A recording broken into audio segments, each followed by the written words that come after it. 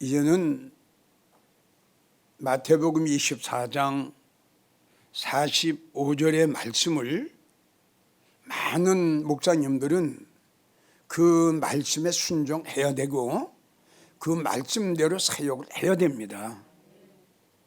그 마태복음 24장 45절의 말씀은 바로 그겁니다.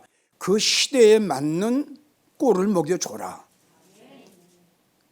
이 주님이 이거는 목사들에게 부탁하신 말씀이에요. 그러니까 이제는 축복의 말씀 좀 그만하고 행복하게 사는 설교도 이제 그만하고 이제는 내가 너희에게 갈 날이 가까웠어. 그러니 세례 요한이 광야에서 주의 길을 예비했듯이 너희들도 내가 가기 전에 내 길을 좀 예비해 줘야 되지 않겠느냐.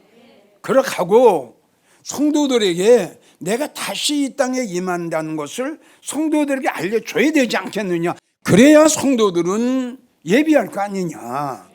그렇게 하는 목사는 내가 갈 때에 복 있는 종이 될 것이다. 이렇게 말씀을 하셨건만 이 설교를, 이 말씀을 전하는 나팔수들이, 이 시대에 맞는 설교를 해주는 주의 종들이 아주 없다는 결론이에요. 재림은 분명히 말씀드려서 요한복음 14장 1절부터 보면은 예수님이 이 땅에 오셔서 사역을 다 마치시고 가시면서 제자들에게 하신 말씀이에요. 내가 너희의 처소를 예비하러 가는데 가서 너희의 처소를 예비하면은 내가 다시 와서 너희를 영접해서, 이건 나중에 나옵니다. 이게 재림입니다. 재림은 성경적 우리 예수님의 철두철미한 언약, 내가 다시 온다. 그런데 여러분들이 나가는 교회 목사님이 재림에 대한 설교를 안 하신다면 여러분들은 하나님의 말씀을 도적 맞았어요. 그동안 행복의 설교만 들었고 부자 되는 설교만 들었고 가장 여러분들이 마지막 때에 들어야 할 핵심적인 말씀이 이 재림의 말씀이에요. 아니, 성도님들 우리 한번 생각해 봅시다. 농부가 씨를 뿌렸어요. 봄이 되겠죠. 그리고 물을 주고 거름을 주고 막 자라게 했어요. 그리고 이제 꽃이 핍니다. 자, 이제 계절이 바뀌어가지고 가을이 됐어요. 그 열매가 익었어요. 그러면 이때를 가지고 성경에는 추수 때라고 말씀하셨거든요. 그러니까 겨울이 오기 전에 어떻게 해요? 추수해야죠. 그러니까 이게 참 중요한 거예요. 자, 이제 여러분들은 곡식이에요. 곡식이에요. 겨울이 오기 전에, 대환란이 오기 전에 여러분들을 잘 양육을 시켜야 돼요. 그래서 알곡된 성도를 만들어 가지고 곳간에다 일단 놓아야 됩니다. 아멘이에요? 그럼 겨울이 와도 상관이 없고 환란이 와도 상관이 없죠. 그러기 위해서 지금 목사님들은 알곡을 만드는, 알곡된 성도를 만드는 이 설교를 하셔야 된다 이겁니다. 그게 뭐냐면 바로 재림에 대한 설교다 이거죠. 지금 우리가 살고 있는 시대가 어느 때인가를 우리가 분명히 알아야 된다 이거죠. 그러니까 분명히 추수 때예요. 그 추수 때 말세에 일어나는 이런 모든 것들을 우리가 보면은 재앙이 임해요. 그러니까 예수님 오시기 전에 이 땅에 일어나는 모든 징조를 보면은 세계 최초의 기근과 지진이 일어나고 이제는 우리 의학으로 과학으로 해결할 수 없는 무시무시한 바이러스가 우리가 성경에 나오는 연병이죠. 이런 연병이 바이러스가 전 세계에 퍼져버려요. 지금 우리가 지금 당하고 있는 바이러스, 나는 누가 뭐라고 그래도 하나님이 내리신 재앙으로 나는 받고 싶고요. 또 여러분들에게 나는 말하고 싶습니다. 그 이유는 뭐냐? 에스겔 7장 7절을 보면 하나님께서 정한 재앙이 있다 그랬습니다. 재앙인데 하나님이 재앙을 정하셨어요. 그럼 이 말씀 어떻게 볼 거예요? 그리고 하시는 말씀이 이 땅 검이나 이렇게 나와요. 그럼 하나님이 정하신 재앙을 온 지구촌에 살고 있는 땅에 있는 사람들에게 내리신다는 결론이에요. 정한 재앙이 이 땅 거민에게 속히 임하게 된다. 지금 임했잖아요. 또 앞으로 어떤 재앙이 임할 줄 압니까? 예레미야 45장 5절을 보면 내가 모든 육체에게 재앙을 내리려라. 두 번째 이렇게 말씀하셨어요. 첫 번째 에스겔 7장 5절의 말씀은 하나님이 정한 재앙을 이 땅 거민에게 내리신다고 말씀을 하셨고요. 두 번째는 예레미야 3절을 통해서 내가 모든 육체에게 내가 정한 재앙을 내리리라. 마태복음 16장 3절을 보면 너희가 하루에 천기는 분별할 줄 알면서 어찌하여 시대의 표적은 분별하지 못하느냐. 지금 방금 전에 말씀드렸죠. 시대 분별을 못하고 있어요 지금. 너희가 살고 있는 때가 누가복음 17장을 봐라. 노아의 때와 같고 노새 때와 같지 않냐? 너희가 살고 있는 때가 악하지 않냐? 너희가 살고 있는 때가 음란한 시대 아니냐? 왜 이런 걸 알면서 너희가 왜 정신을 차리지 못하느냐? 너희가 살고 있는 시대가 얼마나 악하냐? 얼마나 음란하냐? 진리가 비진리한테 눌려 살고 복음이 변질되고 많은 이단들이 들끓고 성도들을 미혹하고 거짓 목자가, 사건 목자가, 돈 좋아하는 목자가, 여우 같은 목자가, 바람 잡는 목자가 들끓고 있는 이 시대에 어느 목장가는 참 목자가 돼서 저 양떼들을 향해서 사명감을 갖고 외쳐줘야 되지 않겠느냐? 주님이 원하시는 건 이거다 이겁니다. 왜 시대를 분별 못하느냐? 예? 분명히 지금은 종말입니다. 종말은 세상 끝이에요. 하박국 선지자가 예언을 했습니다. 2장 5절을 보면 하나님 앞에 받은 묵시가 있어요. 이 묵시는 정한 때가 있나니 할렐루야. 하나님이 때를 정하셨어요. 이 묵시는 정한 때가 있나니 그 종말이 속히 너희에게 임할 것이다. 아이고 얼마나 두려워요. 만약에 종말이 임하면 어떻게 되느냐 이겁니다. 우리는 지금 종말에 살고 있어요. 이걸 알아야 됩니다.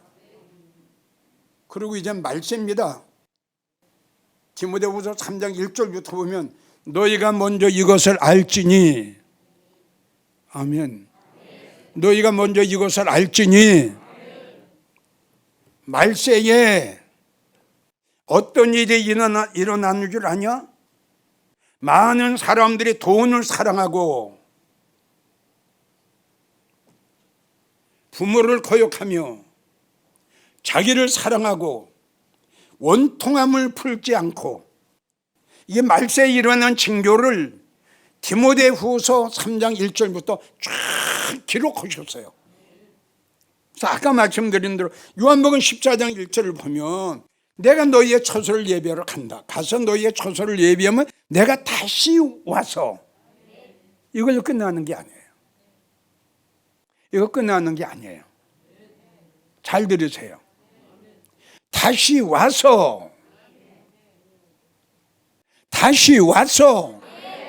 다시 와서 너희를 영접해.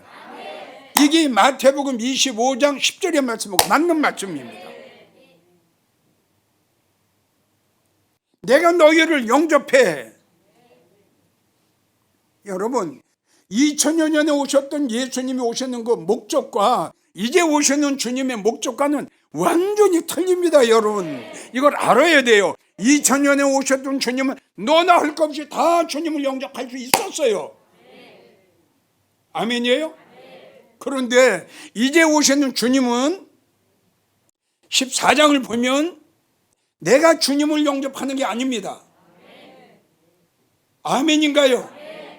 내가 너희의 처소를 예배하러 가노니 가서 너희가 살아야 할, 영원토록 살아야 할 그 귀한 처소를 예비하면 내가 다시 내려오는데 많고 많은 성도들 중에 내가 영접할 성도가 있다. 할렐루야. 아멘 오세요. 이게 얼마나 중요해요. 너를 영접해. 이게 끝나는 게 아닙니다. 그 다음에 뭐라고 말씀하셨나요? 그렇죠. 그게 요한복음 17장 24절 말씀하고 짝이 되는. 아멘 하세요. 여러분들은 요한복음 17장 24절 말씀 알고 있잖아요. 내가 영접해서 나 있는 곳에 저들도 나와 함께 있게 하리라. 이게 요한복음 14장에 벌써 말씀해 놓으신 거예요. 이게 얼마나 중요한 말씀이에요. 이제 이렇게 말씀하시고 가신 예수님이 이제 오실 때가 됐거든요. 그게 징조예요. 히브리 10장 37절 잠시 잠깐 후면 오시리가 오시리니 절대로 지체하지 아니하시고 오시리라. 약속하신 거예요. 성경 66권의 마무리, 내가 진실로 너에게 이르노니 내가 속히 너희에게 오리라. 아멘. 주 예수여 어서 오시옵소서. 끝이에요. 더 이상 복음이 없어요.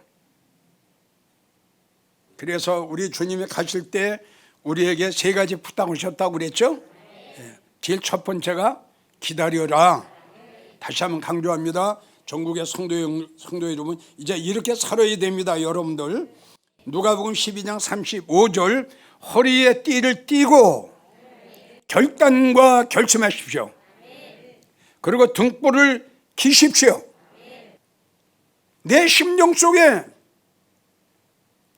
성령이, 내 심령 속에 주님이, 내 심령 속에 감동되고 감화된 마음이, 내 심령 속에 주님이 주신 어린 양의 보혈이,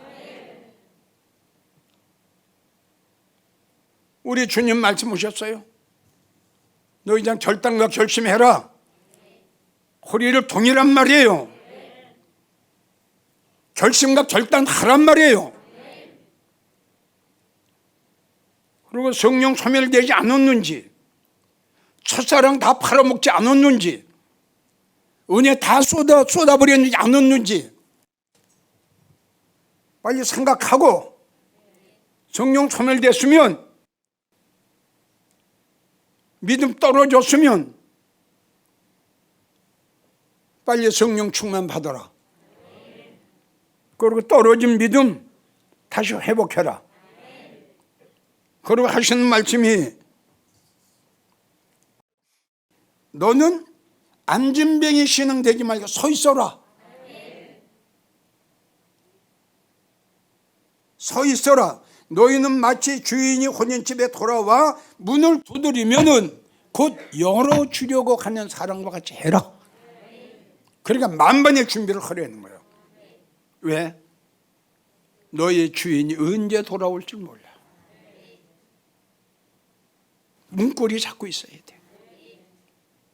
고린도후서 1장 7절 예수 그리스도의 나타나심을 기다려라. 빌립보 3장 20절 주 예수 그리스도를 기다리노니. 이사야 25장 9절 우리가 그를 기다렸더니 그가 우리를 구원하시리로다. 깨어있어라. 마태복음 24장 42절 어느 날에 너희가 주가 임할지 모른다. 그러니까 요나처럼 자고 있지 마라. 깨어있어라. 주인이 언제 올지 몰라요. 그래서 아가서를 보면은 우리 몸은 잠이 들었는데 마음은 깨어 있어야 돼. 누가복음 12장 37절 주인이 와서 깨어 있는 것을 보면 그 성도는 복이 있도다. 요한계시록 16장 15절 내가 도적같이 너희에게 갈 거다. 그러니 너는 깨어 네가 입어야 할 옷을 입고 벌거벗은 수치를 보이지 마라. 그래야 너는 복이 있도다. 예비하고 있어라. 마태복음 24장 44절 예비하고 있어라. 생각지 않은 때에 인자가 오리라.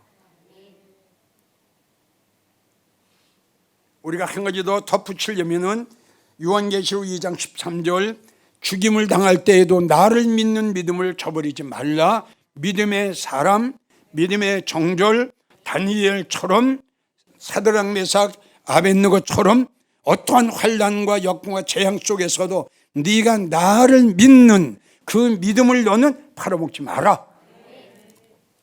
자, 지금까지는 재림에 대한 설교를 했습니다. 자, 이제는 과연 또 마찬가지로 성도들의 들림이 성경적인가 아닌가 한번 들어보세요. 히브리 11장 5절을 보면 믿음으로 에녹은 죽음을 보지 않고 옮겼으니 안 죽었어요. 에녹 안 죽었어요. 믿음으로 에녹은 죽음을 보지 않고 옮겼으니 하나님이 저를 데려가셨다. 하나님이 에녹을 데려가셨어요. 그러니까 지금 성도들의 마지막에 들림도 똑같아요.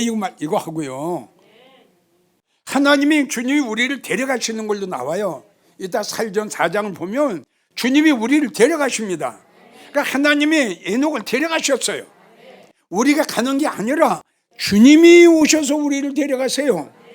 그러니까 그랬죠. 내가 너에게 다시 와서 너희를 영접해 나 있는 곳에 그랬죠. 그게 데려가시는 거예요. 아니 믿어지면 아멘 해요. 그리고 엘리야 열왕기하 2장 11절 두 사람이 엘리야하고 엘리사하고 두 사람이 대화를 하고 가다가 성경을 보게 되면 호련히 아멘이에요? 그러니까 여기 호련히 불세례와 불말 두 사람을 적했어요. 자, 이 말씀과 똑같은 말씀이 고린도 전서 15장 50절 하나님 마지막 나팔 소리에 호련히 순식간에 그러니까 이 말씀이 짝이 착착착착 맞는 거야 지금. 하나님의 에녹을 데려가셨다. 주님이 우리를 데려가신다. 아멘이에요? 호련히 주님이 우리도 호련히 들림 받는다. 두 사람이 행하여 말하더니 호련히 불세례와 불말들이 두 사람을 격했다. 나눴어요. 이게 뭐냐 그러면 마태복음 24장의 말씀이에요. 두 여인이 매를 갈고 있음에 한 여인은 데려감을 당하고 한 여인은 버려둠을 당했다. 엘리야하고 엘리사하고 둘이 대화를 하고 가는데 하나님의 엘리야는 데려가시고 떨어졌어요.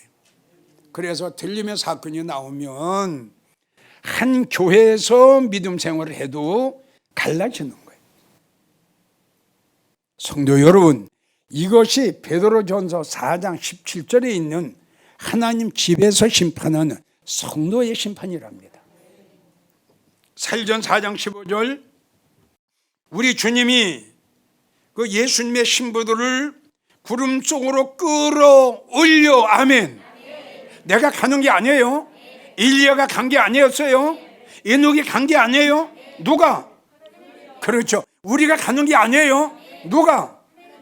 예수님이 끌어올려 누구? 어린 양 혼인잔치에 참여할 수 있는 청음을 받은 성도.